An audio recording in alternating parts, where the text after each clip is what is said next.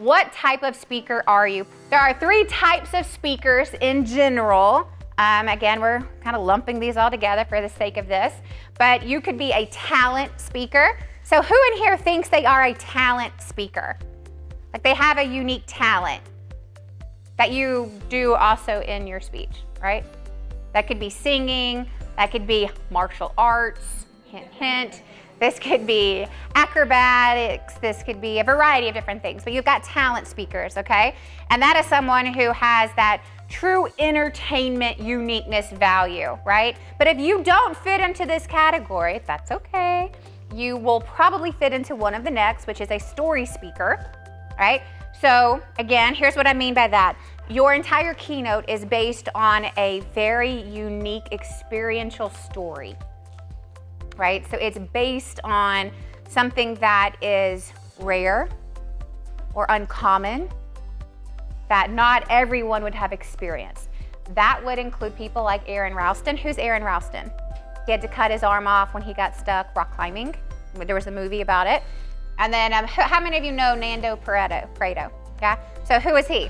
Their plane crashed in the Andes, and I had the movie Alive, yes. And he walked out of the Andes as a teenager. And here's one of the things I think is amazing. What if you ever hear Nando speak? When you enter into his room, I don't know if he still does this, but as every single person enters the room, they get one single M&M. And they say, don't eat it, just hold it. But as everyone walks in, they get one M&M. And as he tells his story, what you learn is that for how many days?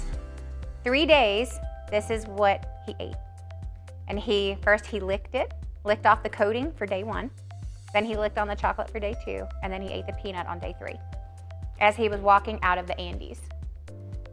And so it's like such a minor thing that makes it so incredible, unique, and memorable, and you'll never look at an M&M the same way.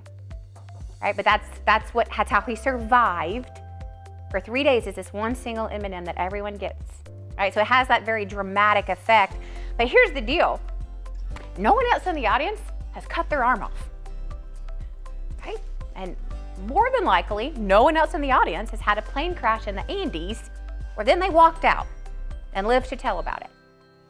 Those are story speakers, right? So what components of your speech can no one else have, period? They're just not possible because it's your story. So even if your whole thing isn't based on one big story like these two, what are the stories that no one else can ever get from any other speech other than yours? That are big and powerful and unique. They just can't because they're not you. They're your unique stories. Then you have the other category, which is probably where most of you fall.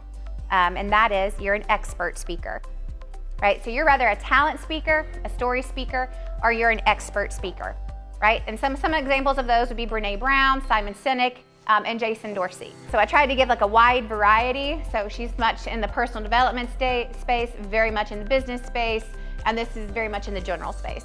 What are you the expert in? What is your expert topic that you speak about, right?